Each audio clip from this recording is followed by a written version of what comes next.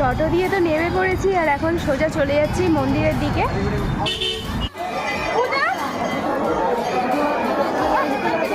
মা এখন মায়ের পুজোর জোগাড় করছে। এই যে দুধ, কলা, মিষ্টি সবই এনেছিল মালা। ওই যে এই যে মা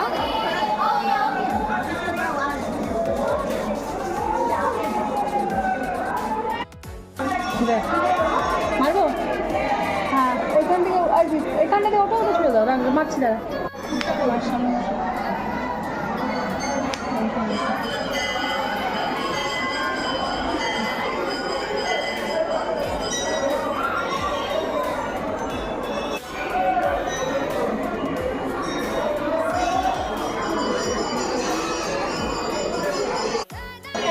ভালো করে পুজো দিয়েছে।